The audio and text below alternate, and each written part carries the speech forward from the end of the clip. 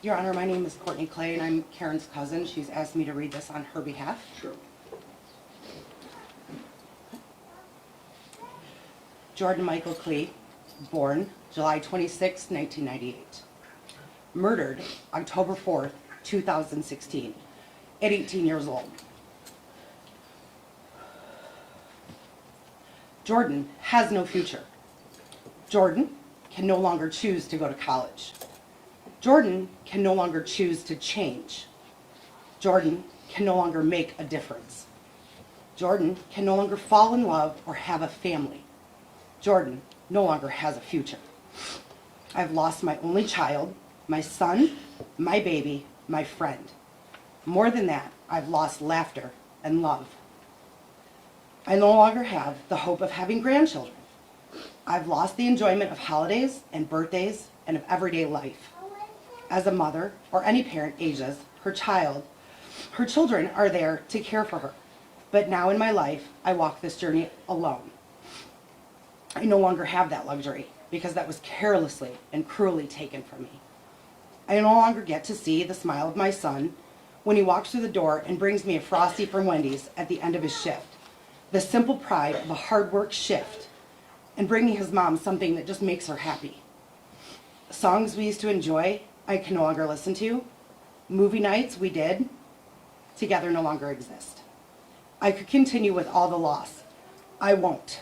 This year was supposed to be a year of celebration, of senior pictures with prom and graduation and parties. Instead, it was a nightmare that no parent should ever endure. On the nights I managed to sleep, I wake up hearing my son scream for me, to then have to realize all over again, night after night, my son is dead, gone, taken. For what? Why? Can you answer the question? Why? Why? I have an answer. Your answer will never be good enough. There will never be an answer good enough to satisfy why you shot my son. Why you thought that what you had should be yours. Why you felt that what you wanted, you were entitled to. Why you thought his death was an acceptable response to your jealousy or desire to what he had. Drugs, clothes, money, jewelry, phones, shoes, whatever it was that you felt you needed more than his life. Your why will never be better than his life. Your want will never trump my son's death.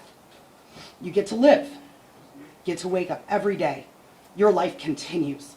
I sincerely hope that whatever it was you wanted so badly that you felt the need to murder my son was worth the next at least 52 years of your continued existence.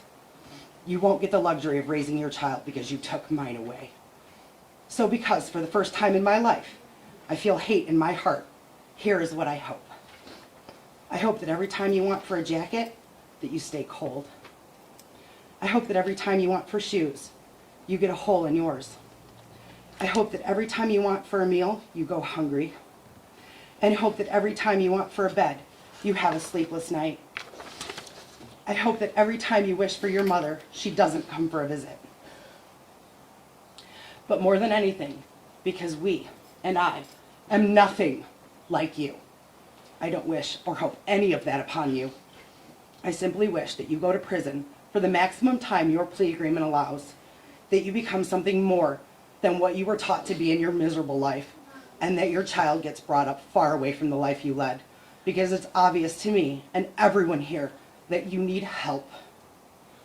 Your actions have led you to a prison cell, but have also created an empty cell that I live in every day.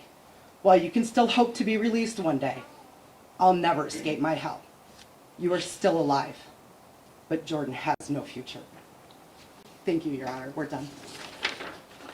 Are you all right?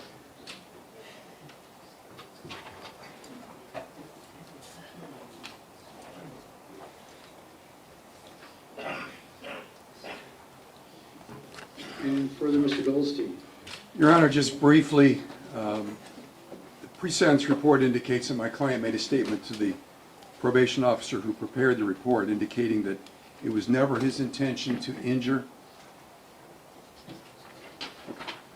Your Honor, my client, the only thing I would say, Your Honor, is that if the court is intending to follow the plea agreement, then I don't really have anything for it. My client wants to address the court, but I don't. Oh, of course. Yeah. Yes, sir. Mr. Wright, what would you like to say? I just want to tell y'all, I'll be home soon. R.I.P. Keon. I love my family. That's all you got to say.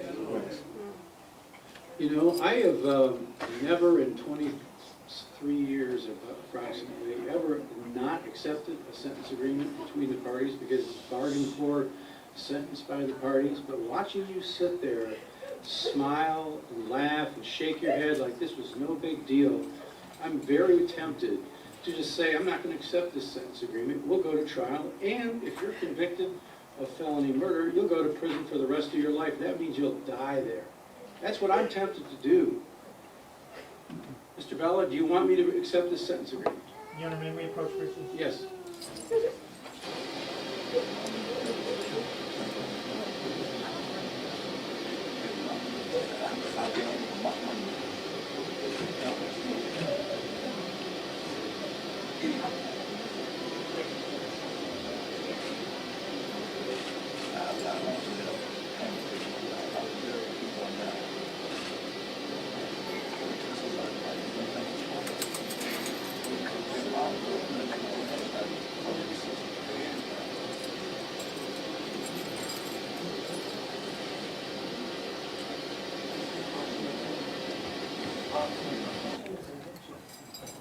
Your Honor, before I answer the court's question, I would like an opportunity to discuss it with the victim's family. If Okay. the court would pass it, I would appreciate Be it. happy to do that. We'll pass this matter.